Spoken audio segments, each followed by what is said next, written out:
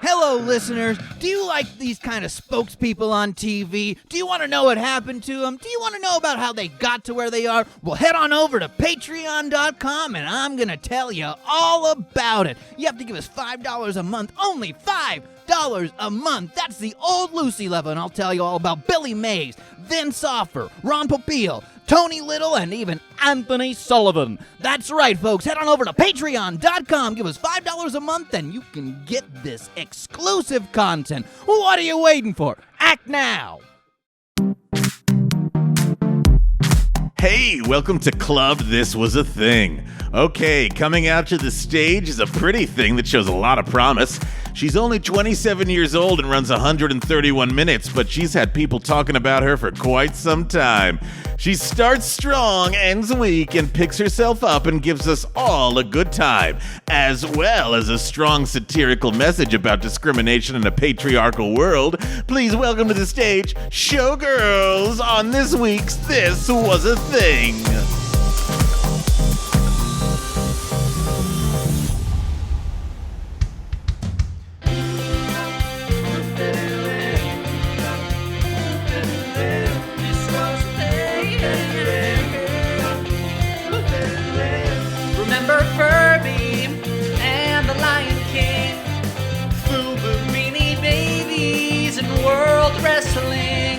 The Macarena, the Chevy Chase Show, Showgirls, and the Rachel haircut. This was a thing bop. This was a thing bop. Bop. Also was a thing bop. Was a thing bop. This was a thing bop. Hi, I'm Ray. And I'm Rob. And you're listening to This Was a Thing, the podcast that dives deep into the cultural happenings of yesteryear. On today's episode, we are looking at Showgirls. Oh, my God. I know. Now, this was a thing because it was the first time an NC-17 film would be mandatory viewing for every 90s man, woman, and horny teenager. And when seas of flannel shirts and neon cutoffs stormed the Man Theater box office, little did the audience realize it would be them, not Jessie Spano, getting fucked. In order to understand Showgirls, which is a 1995 movie written by Joe Eszterhaz and directed by Paul Verhoeven, and starring Elizabeth Jessie Spano Berkeley, Saved by the Bell. Oh, God. She's the best. Right? And rated the dreaded NC-17.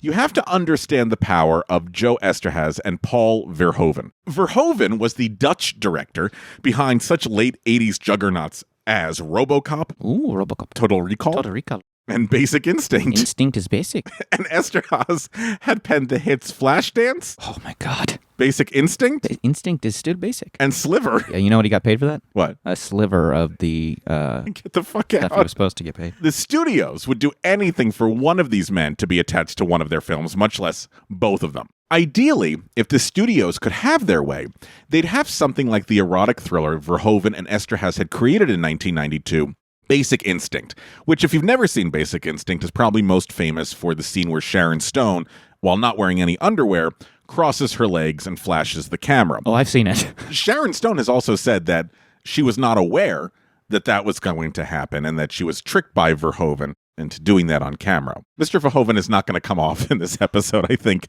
in a very positive light, but we shall see.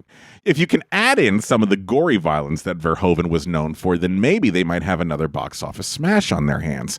Here is an interview with Paul Verhoeven about how Showgirls came across his desk. No jokes, please. It all started when Joe Eszterhaz came to me and said, I have an idea about a movie in Vegas. And then I thought, that's great, but not only can I do dancing and I cannot do music, but I can do nudity. And I love nudity. I think it's great. Male or female, I think it looks beautiful. And I thought this was a possibility to show, especially females, because it's a movie about women and not about men, you know, it's show girls and not show boys. So it would be female nudity mostly. And I loved to do that. I thought it was great to do a movie with a lot of naked women and show the beauty of the female body. Like so many artists have done, you know, painters and sculptors and whatever. The female body, for me, is great. And it's attractive, it's sexual, it's beautiful, it's aesthetic, it's everything. My favorite painting is Rembrandt's Girl on a Pole. I really think that he brings the pole to life, and Rembrandt just knows how to bring the curves of the woman and the patrons of the bar. Anyway. So he wants to film naked women, but apparently, I'm like, what's the story of the movie? It's like kind of in reverse order. It's like, here's the story. Oh, they can be naked. He's like, no, I want them naked. What's the story? It's like writing a musical, all the songs first, and then filling in the libretto afterwards. Well, this idea that Eszterhaz had came to him when he was lounging by a pool in Maui and wrote it on a cocktail napkin, and he was advanced $2 million for the script, and then got another $1.7 million when the studio took it. That's just like what happened with J.K. Rowling and Harry Potter. The pitch, just sex. And strippers. And sex. But it was a really great-looking cocktail napkin. Oh, it was gorgeous. Now, Verhoeven demanded, this is interesting, he demanded that the movie be given an NC-17 rating, which was a really new thing in the 90s, as NC-17 was kind of a kiss of death because you couldn't get anybody to come see the movie. Yeah. So Verhoeven got $6 million for directing Showgirls, but he deferred 70% of that until the studio had a profit in exchange for creative freedom. That was the deal. That's actually that's a good deal, I guess. I mean, if you have confidence in the project, you know what I mean? Like, right? I mean, I'm sure he got much more what he wanted and, like you said, creative freedom. Oh, I'm sure he did. And he sees the goal of this film as to be a parable on the American dream. It's going to upend the American dream.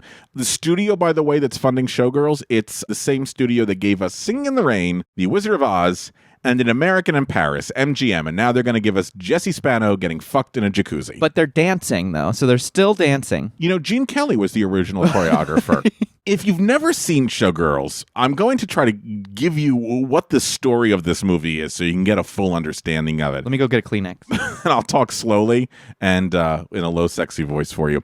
Before I begin, though, Mr. Hebel, have you seen the movie Showgirls? Yes, I was about probably 17 at the time, and it was like one of those sneaking the DVD type things. But oh yeah, I watched it. So you're familiar with the beauty that is Showgirls? Oh, absolutely. All right. So the story is about Nomi Malone. She's a drifter. She comes to Las Vegas to be a showgirl.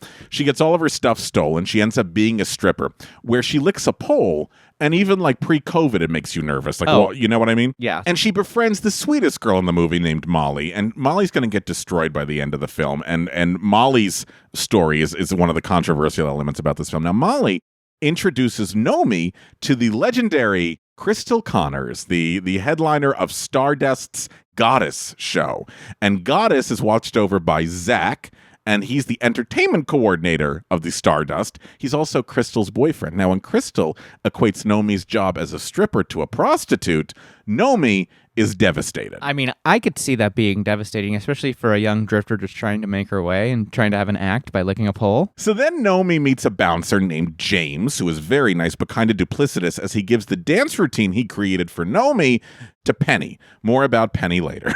Crystal now is back at the strip. She goes to the strip club. She wants to prove her point that Nomi's a prostitute, but she also wants to fuck Nomi. So she makes Nomi give her boyfriend Zach a lap dance, and she's like, you see, you're a prostitute. This woman is so hell-bent on proving a point. Like, let it go, Crystal. She is one of the best villainesses in film, I think. She gets Nomi an audition at her show, and Nomi is humiliated when the director says to put ice cubes on her nipples to make them hard. It does not work. Despite the fact that she tells her employer to fuck off and she destroys property, they still hire Nomi. They're like, let's bring her in. She's great. I just can't get those nipples out of my mind. They won't get hard. And I gotta have her. And Nomi and Crystal bond at I think the Caesar's Palace like buffet. Crystal then says to Nomi, hey, you should go do this boat show. Because, they have lots of conventions in Vegas. Nomi goes, and guess what? It's another prostitute thing. So, like, what the fuck is Crystal's obsession with proving that Nomi is a prostitute? And I'm using the word prostitute. That's the word they used. I would like to say sex worker. Nomi, at this point, is like, fuck Crystal. So she seduces Zach, and then they fuck in a jacuzzi. And it's graphic as fuck. It's one of the most graphic scenes I've ever seen in a movie. And also watching, like, Kyle MacLachlan fuck, it's just not pretty. The only thing I compare it to is, like, the opening of... Saving Private Ryan. You can't look away, and you're like the horror. And you're like, oh my God, this is what it's really like. Wow, that's intense for everybody. Wow. Nomi at this point is now hellbent on getting Crystal, so she just pushes Crystal down a flight of stairs, and they bump Nomi to be the headliner. Now, sweet Molly, remember Molly? She's the friend. She goes to Nomi's opening night party, and she wants to meet Andrew Carver, this musician who's her idol. And then he and his bodyguards, in like this brutal, violent scene that literally has no place in the movie and comes out of nowhere, they rape Molly. They just rape Molly in one of like the most, and you're like, what the fuck is happening in this movie? So Nomi wants to tell the police, but Zach blackmails Nomi, saying if she does, he knows that Nomi is really a woman named Polly, who's a criminal and a drug addict who ran away after her parents' murder-suicide. So Zach says, if you go to the police and report Andrew Carver, who's like the big headliner at the hotel, I'm going to ruin you. So Nomi decides to take the law into her own hands, and she beats up Andrew. Then she goes to visit Molly and Crystal in the hospital to say goodbye, and then she goes off to L.A., presumably for a sequel. Nomi goes to Hollywood. You got it? Okay, good. For the guys, the writer, the director, they marry the backstage drama of All About Eve to the insincerity of the American dream, and they're going to give it a few money shots and lots of prime rib. In later interviews, these two gentlemen discuss the movie as, quote, satire, quote, important, quote, anti-establishment. To me, it sounds like they wanted to make a porno and had to justify it in some way, shape, or form. They also interviewed 200 strippers for the movie for authenticity. Okay. But I kind of get the feeling it's like a nice payday for them, and like we'll put a lot of sex in it and we know the audience is going to come see it. Now, who is going to like populate this film? Who is going to star in this film? Because it is risky on 90 million different levels. So for Zach, they originally looked at Dylan McDermott, and he turned it down. Oh, poor Dylan. So it went to Twin Peaks' very own Dale Cooper, Kyle MacLachlan. And it's kind of perfect casting because Kyle MacLachlan throughout his entire career has just made very bold choices. Yeah. And he said, Kyle MacLachlan, quote, that was a decision that was sort of a tough one to make, but I was enchanted with Paul Verhoeven, particularly RoboCop, which I loved. It was Verhoeven and Eszterhaz, and it seemed like it was going to be kind of dark and edgy and disturbing and real. So, okay, I understand why he signs on. And he's also a great actor. This is not a criticism of his acting. Crystal Connors, which is a big role, they looked at Madonna, they looked at Sharon Stone again, they looked at Finola Hughes, and she was like, this is too sexist, so she turned it down. And it went to Gina Gershon, who is brilliant in this film. She's so good in it. She was in Cocktail and Pretty in Pink prior to all of this, so she didn't have the same sort of like street cred as like a Madonna, or box office name as a Madonna or a Sharon Stone. She, I think, is the only person that understands what movie she's in when you watch this film. And then they flesh out the rest of the cast. Gina Rivera is going to be Molly. Glenn Plummer is going to play James. And Patrick Bristow, who I love, he's the choreographer that yells at her going, thrust it, thrust it, thrust it. I forgot Patrick Bristow is in this. 2, 3, 1, thrust it, thrust it, thrust it, thrust it, come on, thrust it, okay. That's enough, thank you, ladies. But who's going to play Nomi? Now, the role of Nomi is hard because you have to be able to act and dance And lick a pole. and lick a pole, be naked, and have simulated sex. This is a lot to be asking. So they asked Jenny McCarthy, and they asked Pam Anderson, and they asked Drew Barrymore and Angelina Jolie, and they all turned it down. But then comes Elizabeth Berkley, who was fresh off the canceled show Saved by the Bell. If you've never seen Saved by the Bell, she played Goody Two-Shoes, Jessie Spano, the academic, probably the smartest person on the television show. Caffeine pill addict. Now, casting her is actually, I think, kind of brilliant because it underlines the satire that they're going for, that this person who's been on television and is like a children's favorite has this other side to her. Now, she was paid only $100,000 for playing the lead. Oh my gosh. And when the special VIP edition box set DVD was released in 2004, she requested $2,500 to be interviewed, and they declined it. Wow. So when they start filming this movie, everyone thinks it's going to be a big hit. Basic Instinct, big hit. And it doesn't seem to bother anyone that when they're filming, everyone seems to be working on a different movie. Some are doing gritty drama, some are doing satire, some are doing after-school special, and sometimes they're doing all of those things in one line. So whether she thought so or not, or it got back to her in some way, people are telling Elizabeth Berkley, you should probably practice an Oscar speech. Oh my God. Here is the Elizabeth Berkley being interviewed on the set of Showgirls. I've been preparing for this role my whole life, basically. 12 years, 2 to 3 hours a day dancing. So I can't really put that into words, except for it's in my blood, it's in my bones, it's in my heart. And I can't exist like Nomi without dance in my life. I'm fortunate that I found something that gives me such joy and gives me such life, because I know a lot of people don't ever find that one thing. Acting and dance does that for me, and I get to do both. So what could be better?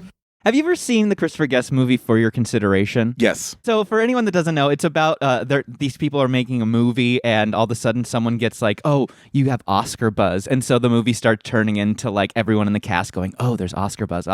And that's what it turns into. I just imagine that starting to happen on the set of Showgirls. Well, it's so funny you say that because the movie wraps and it's going to hit theaters September 22nd, 1995. And I think you can tell the entire cast and crew is prepping for like their big career leap on September 23rd, 1995. Do you know what I mean? Yeah. But it seems that there was no discussion with the studio's marketing team about the intention of the movie. Satire, comedy, parody, observations on the American dream, that all like gets thrown away.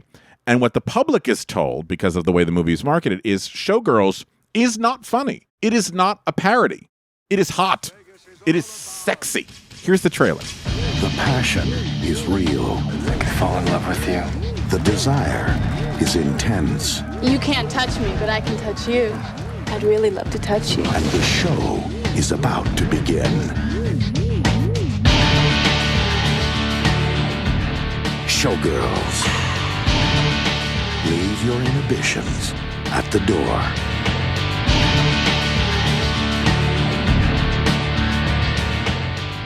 Leave your inhibitions at the door.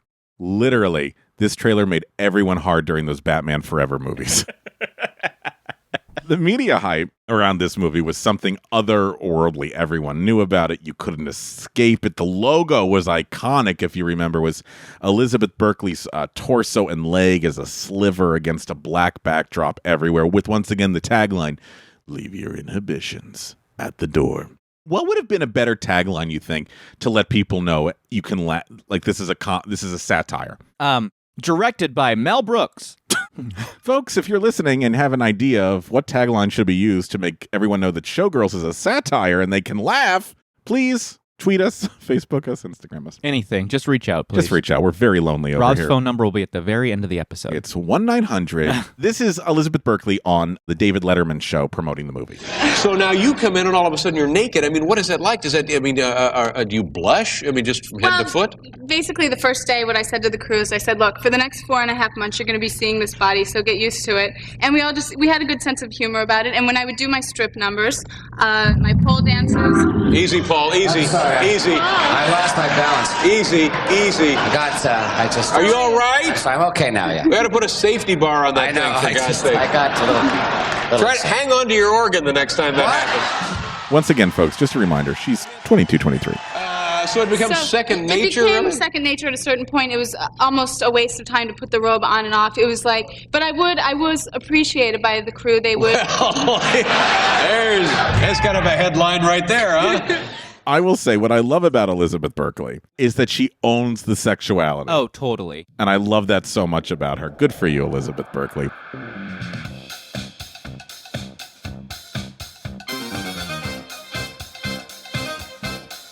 Hey friends, hope you're enjoying the show. If you are, could you do us a favor? After you listen to today's episode, open up your podcast app and leave us a review. Please. The more reviews we get, the more people will discover us, and the more people that discover us, the less lost we'll feel. You're good, buddy. It's okay. Look, nothing has ever been easier to do. Just go ahead and grab a pen real quick. It's okay. We'll wait. Don't worry.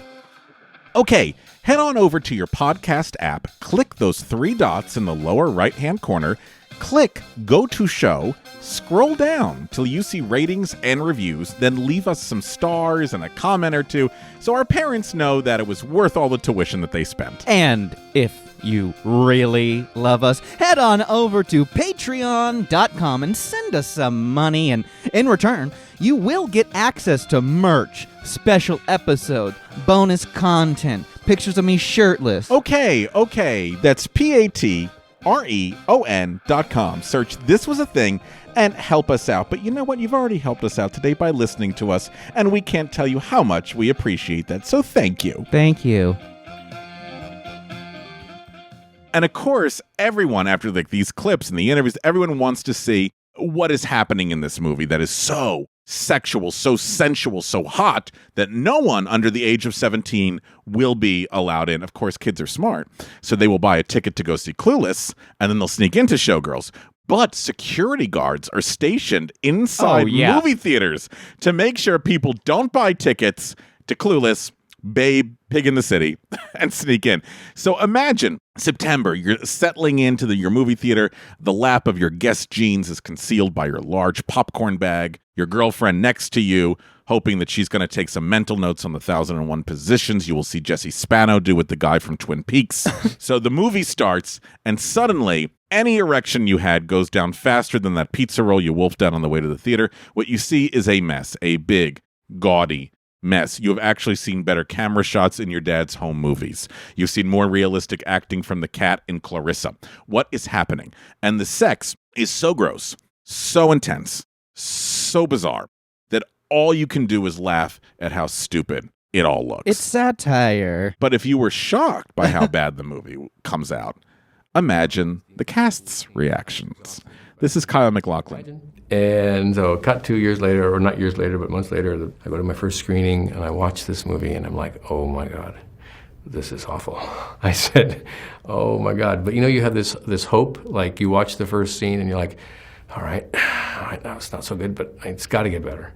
And I watched the second one, it's like, not getting any better. Okay. And I watched the whole thing and I said, I don't know what to say about this movie. I don't think I can talk about this movie. And so I didn't do any press, which didn't, make any friends in the publicity department there at that time. But it was just too difficult. And now, of course, the movie's got this great life, lives on in infamy, I guess. And it's sort of a crowd pleaser. But at the time, it was a pretty big embarrassment. It's just like, all right, got to go forward from here. But I think my career definitely took a hit on that one. And the critics rip the film apart, surprise, surprise, but they just consistently go after Elizabeth Berkley's performance. Gina Gershon actually gets good reviews. This performance, which seems to be all over the place in this film, like in this scene, which is pretty iconic now, where she's being asked about her past and where does she come from? She's also trying to get some condiments on a burger. You know anybody here? You got any family that you can call? I don't have any family. Where are you from? Back east. From where back east? Different places. This is a quote from Verhoeven. People have, of course, criticized her for being over the top in her performance. Most of that comes from me. I pushed in that direction. Good or not good, I was the one who asked her to exaggerate everything, every move, because that was the element of style that I thought would work for this movie. If somebody has to be blamed, it should be me, because I thought that it was interesting to portray somebody like that. I had hoped the end of the movie would explain why she acted that way. When it's revealed, she has convictions linked with drugs, but that too turned out to be a big mistake. I asked Elizabeth to do all that, to be abrupt and to act in that way, but people have been asking her about that ever since. I did consider that people would think she had a borderline personality, but that was because her character had a history of drug abuse, so I tried to express that through her abruptness.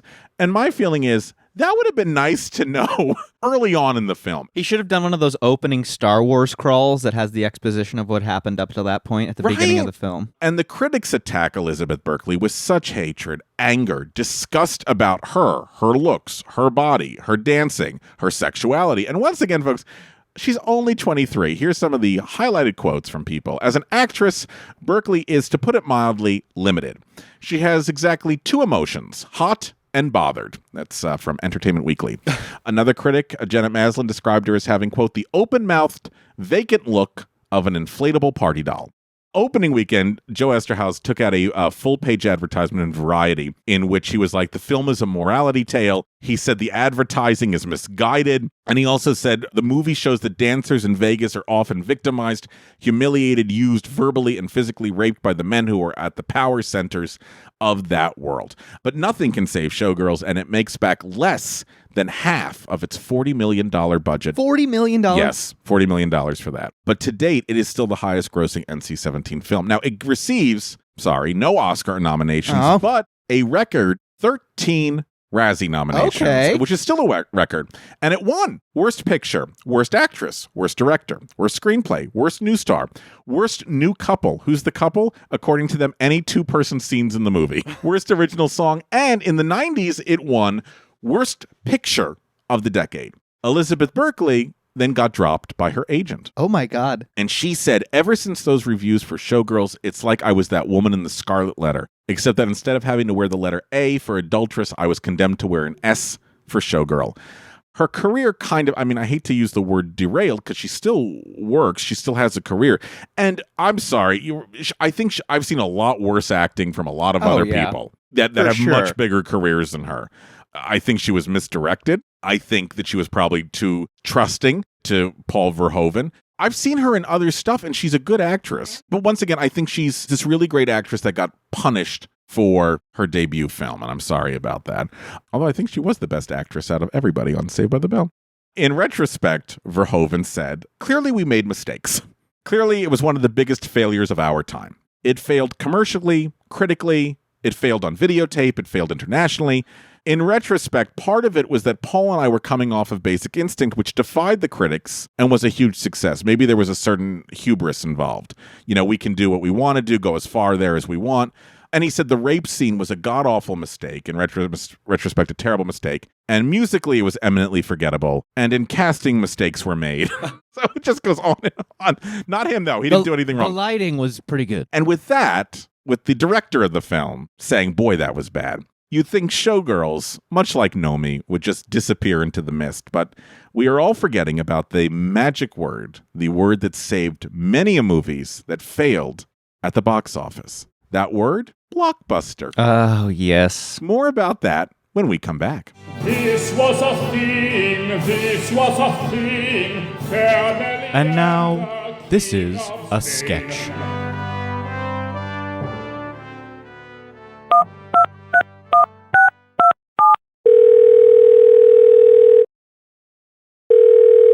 Hello? Hello, yes, is this Dennis Haskins? Yes. Mr. Belding from Saved by the Bell himself? Yes. And good morning, Miss Bliss. Oh, wow, I cannot believe I'm actually talking to you. My name is Paul Verhoeven, and I am a director, and I'm working on a new movie called Showgirls, and you're the only person I can think of to play the lead role of Nomi. Well, I am honored, Mr. Verdopen. Verhoeven. Bergdorfen. Verhoeven. Vervoten. Paul. Paul. I knew you always had range ever since I saw the episode where you looked at your newborn baby that Zach delivered in the elevator. But truthfully, when I saw the episode where you visit the kids at the beach resort, your nipples are the only nipples I pictured for Nomi. There is a specific circumference we need, and you have that, Mr. Haskins. Please, call me Dennis. No, I cannot. It would cheapen you. May I ask you a few questions? Of course. It's just some things for the part. Do you have dance experience? I took beginning tap at the University of Tennessee at Chattanooga. I got a B. Wonderful, wonderful. Have you ever driven stick? Yes, I used to drive taxis at night while I attended the University of Tennessee at Chattanooga. Wonderful, wonderful. Have you ever been penetrated by Kyle MacLachlan? No, but I used to think about it while I was a bi-curious sophomore at the University of Tennessee at Chattanooga. I've actually been following Kyle's career for quite a while now. Then I think this is a go. Do you have any questions for me? Where will you be filming? We will be on location in Vegas. How would you feel about shooting the film in Chattanooga? I know a real great campus. Oh, Dennis, I am sorry. A major part of the film takes place in the Caesar's Palace shops. Well, shoot. Creative differences, I guess. Have you reached out to Lark Voorhees? Unfortunately, Miss Lisa Turtle is now a Jehovah's Witness. Oh, that'll never work. How about Liz? Dennis Haskins, you beautiful genius with beautiful nipples. Thank you, I must go. Operator, get me Elizabeth Berkley. Thank you. This was a sketch. So the old saying goes, if you can't beat 'em, join them. And MGM attempts to do just that, thinking it has a cult classic on its hands. It starts doing midnight showings of Showgirls, but those aren't really well attended. They do marketing for those like all Leopardy. They announce their Razzies on the advertisements, and people just aren't having it. Now, Showgirls has a problem, which is you can't show it on television. No. Right? Which is how a lot of bad movies sort of have become classics over time. They revived their careers of movies. Right? And so there's the censored VH1 version where they CGI'd bras and panties on all the naked people. Really? And they redubbed the lines that had bad language in it, except they wouldn't pay Elizabeth Berkley to dub her lines, so you hear a random person's voice every once in a while. And by the late 90s, Showgirls is a punchline, and no one is seeking it out except VHS parties, viewing parties. But there's no social media at this time, so you can't advertise that, hey, we're giving Showgirls a whole new life. There were two versions of Showgirls available. There was the R version, which cut stuff, and the NC-17 version. And in 2004, MGM released the VIP edition on DVD. Now, this was a special boxed set. It contained 2 shot glasses, movie cards with drinking games, a deck of playing cards, and a nude poster of Berkeley with a pair of suction cup pasties so you could play Pin the Pasties on the Showgirl. So the popularity of this movie on VHS and at these viewing parties means that Showgirls eventually went to go on to gross $100 million in the home video and rental markets. And as if the viewing parties were not enough, it's also adopted, like all things misunderstood, by my community, the queer community. Oh. An article from the New York Times in 1996, they interviewed somebody who went to one of the screenings for the drag community, and he goes, she goes to the big city, finds a family, and she uses her strength, knowledge, and sexuality to achieve her dreams. I think that's something so uniquely queer. She's a fighter. She fights to be seen. She fights to be heard. She fights to perform. I think that women and gay men understand that fight. The script must have been written by a drag queen, and everyone was acting out the film as a drag queen. For the downtown Manhattan crowd to sit through a movie for 2 hours and 10 minutes and enjoy and participate in it is an indication it does have staying power. These queens don't tolerate mediocrity. So the rehabilitation for this film really starts in 2003 when Film Quarterly published a discussion of individuals talking about Showgirls, discussing their commentary and what the film is saying about class, gender, sexual struggles, and the way that it, quote, takes mass culture seriously as a site of both fascination and struggle. The Me Too era actually coincides with the movie's 25th anniversary, and there's a fabulous documentary, folks, called You Don't Know Me. Oh my God. Which re-examines the role of female empowerment in the movie. Who knew? I would guess that in the ensuing years that there have been more writings on this movie than Citizen Kane. Now, here's what's really interesting, though, about these documentaries and these books and these articles about how brilliant Showgirls is and how smart Showgirls is and how ahead of its time Showgirls is. And, you know, it's a brilliant joke because the joke isn't funny. Do you know what I mean? All of these articles that I found have been written by men. I haven't found anything yet about a woman writing saying how great Showgirls is or how feminist in its thinking Showgirls is. So if you are a female identifying listener, please let me know your thoughts on all of this. The thing that keeps coming back to me in this particular movie is a line where Elizabeth Berkley shouts, "I'm not a stripper, I'm a dancer." And I feel like this movie is shouting, "I'm not a bad movie, I'm satire." There's a book by Adam Naiman called It Doesn't Suck, which was inspired by Showgirls. Once again, there's 2 documentaries about Showgirls. Jeffrey Schwartz's Goddess, The Fall and Rise of Showgirls, and Jeffrey McHale's, once again, You Don't Know Me. And this is what Jeffrey McHale said of You Don't Know Me, which I was like, this I think was a very interesting point about the film. He says, it depicts everything sold as titillating by the heterosexual pornography industry, graphic nudity, immediate and volcanic orgasms, ostensibly straight women casually dabbling in lesbianism, and presents it so absurdly, so devoid of illusion or airs that it becomes almost nightmarish. It could, as You Don't Know Me also speculates, merely be the product of 2 very dumb heterosexuals. So what exactly are we laughing at in this satire? Are we laughing at Know Me? Or are we laughing at 2 guys' idea of Nomi. Yeah, I just think they were out of their league in writing something like this. It's definitely, you wouldn't see two men write a film like this nowadays and get it made all the way by a major studio. No, and there's some things about the re-examination of this film that make me a little uncomfortable.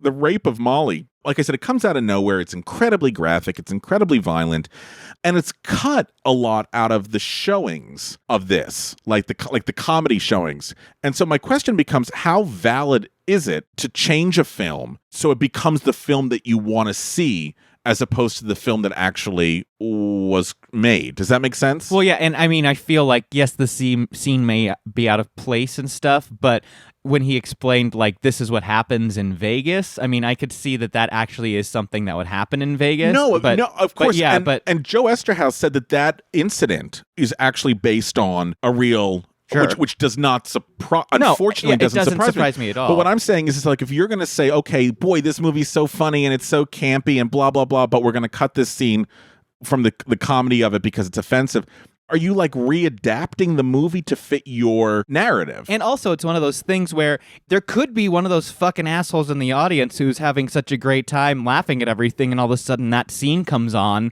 and then they're like, oh, I'm going to laugh at this too. Because they've been conditioned to laugh. Yeah, because, they're laughing, and then... I just don't understand, like, why are you going to... This is the film that they made. And if you're going to start cutting things and removing things because you're trying to fit your narrative of it, it's like saying, okay, I'm looking at American Gothic, right? And I'm saying it's really about the solitude of a woman on the farm because I've cut out the guy from the painting. But that's not what the artist created. The artist had a viewpoint, and to get rid of this horrible traumatic scene because you're like, oh, it'll make it funnier, that doesn't help anything. Well, it doesn't help anything. I think that just might be the people putting the show on going, okay, well, we want to make sure this is laughed like a fun and good experience, and we don't want anything to be triggering. And here, yes, maybe the thought of a dancer could be triggering, but you're knowing going into Showgirls, okay, this is about dancing, so... But I'm like, why are you twisting what was created to fit your opinion? I think just because what they're selling that viewing as is camp and fun, and they want to make sure they have camp and fun, and I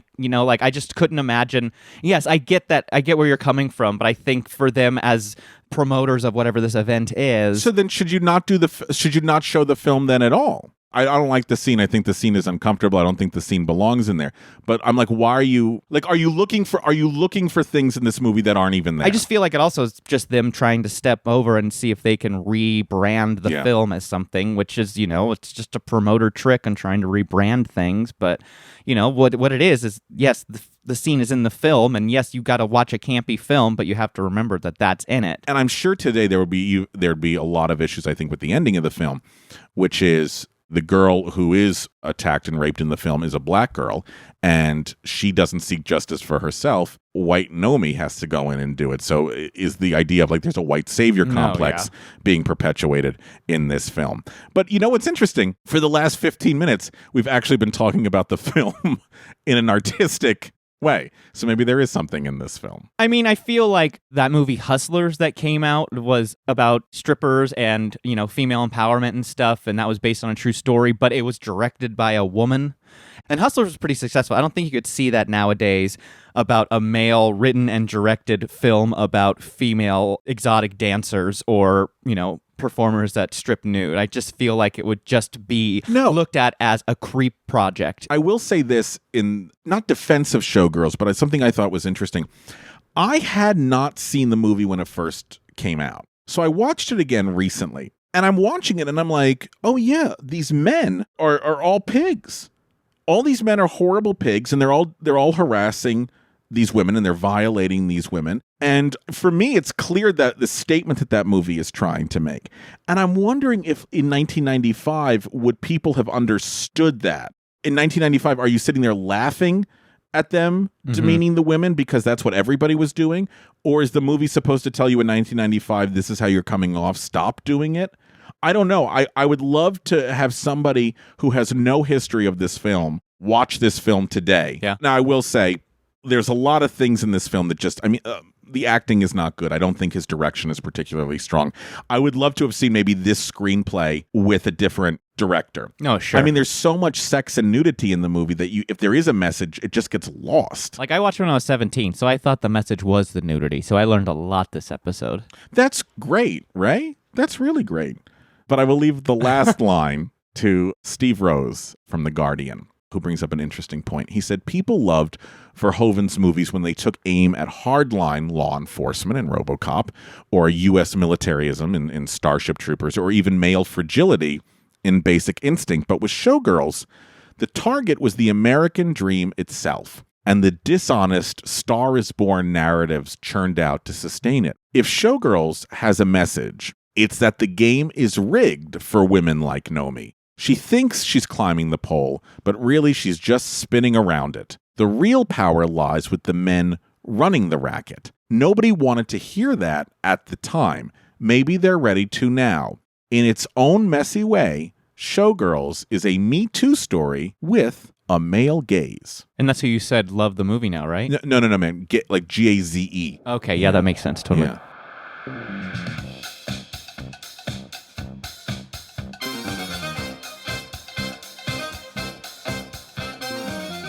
Thanks for listening to This Was a Thing, and a big thanks to the folks that keep this show running. Our editor, Daniel Cut Schwartzberg, our composer, Billy Better Than DC Reese, our social media director, Gabe #Crawford, our graphic designer, Natalie's Nothing's Too Graphic DeSavia, and finally, our games coordinator, Mark the Shark Schroeder. If you liked what we did today, make sure to head on over to iTunes to rate and review us. The more stars you leave us, the more love we feel. Hey, speaking of love, show us some social media love. Follow us on Instagram and Twitter at This Was a Thing Pod, and Facebook we are This Was a Thing Podcast. Reach out. We'd love to hear from you. And if you really liked what we did today, head on over to patreon.com and become one of our sponsors, and you'll get access to special episodes, interviews, and merch. That's Patreon. Search This Was a Thing and support us so we can keep doing this show.